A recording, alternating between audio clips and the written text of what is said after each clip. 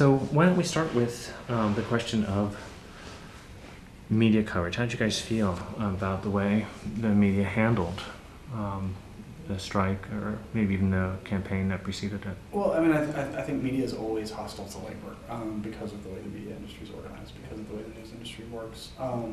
But I also think that for NYU, the media put a lot of pressure on them, even covering us in an irresponsible way. They were still covering us, and it was still showing a disruption that was happening on campus. And so to that extent, I think that was sort of our theory, at least, about what would bring pressure on them in relationship to alumni, in relationship to people thinking about applying to NYU, was that even if there were incredibly condescending articles being written about our strike, that was still something that NYU was going to be concerned about. And they certainly did put a full court press on to try to really control their media image. How did you respond to NYU's fairly substantial media clout and the existing bias? We responded by forming our own imitation of an institutional kind of media outlet. The media is incredibly lazy, and so they didn't tend to send reporters actually down to investigate and find out things for themselves. They wrote off of press releases, and they wanted to talk to official spokespeople because it was easier. They could do it from their desk. They could call one phone number.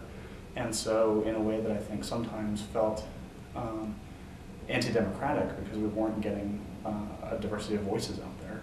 We had a very centralized press operation, and that was pretty effective in terms of getting news coverage. So why don't we talk about the lessons learned? I think that's one of the things that a lot of graduate employees, at whatever stage of the struggle they're in their different circumstances, they're going to want to know what you guys drew from this experience.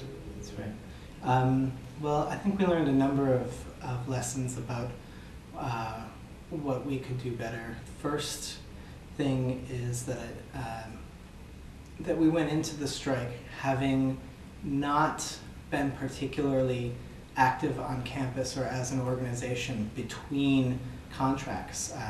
When our union GSOC was first won recognition and won our first contract, obviously there was a lot of momentum around that. People got exhausted, wanted to get back to their studies, and the kind of momentum fell off.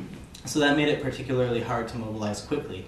We had to build amongst ourselves, we had to build a kind of organizing structure and pull people back into the union and educate them about what that meant. The harsh lesson was that at a lot of universities, the withdrawal of the labor of graduate student teaching assistants and research assistants may not be enough to cause the edifice to come to a screeching halt all of a sudden. And so you really are reliant on a lot of other constituencies on campus that have different relationships to the university and to the administration.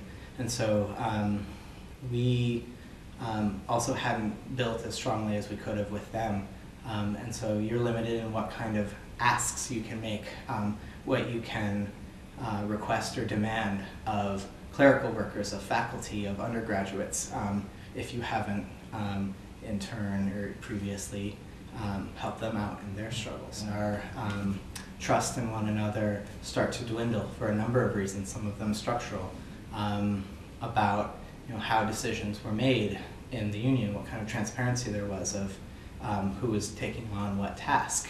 And then I think that a number of issues arose amongst some members of the group about kind of differences amongst graduate students. And what we were asking of one another had different levels of impact on people. For example, one of the most prominent issues was international students. We were going on strike. We were threatened with the loss of our paid employment from NYU. That was a serious threat and something that was scary to all of us. But for international students, where their visas are tied specifically to employment at a specific place of employment, a specific workplace, the stakes were higher for them. They wouldn't have been able to find another job off campus to support themselves. They could have actually been kicked out of the country.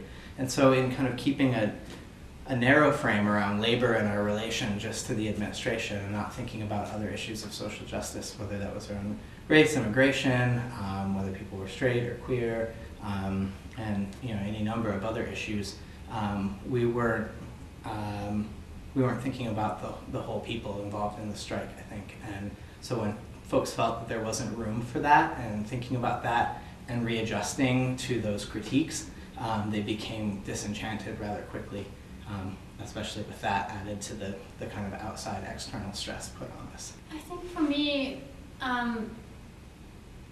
the lessons are really about the importance of organizing. I think the exciting thing about labor struggles is that it's about a concrete group of people who are brought together by circumstance, who don't necessarily share ideological orientation, or don't wear the same shoes, listen to the same music, don't have a shared identity to begin with. The other great thing is that you're confronting power directly, in the face of the employer, in the face of various administrators who have to deal with the logistical issues.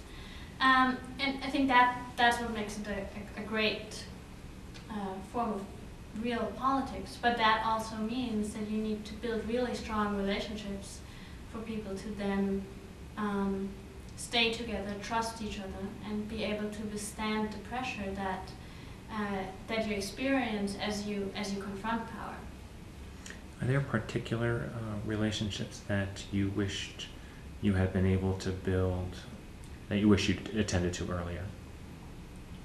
I mean, what we did when we came together after the strike is we established a network of organizers where in each department you had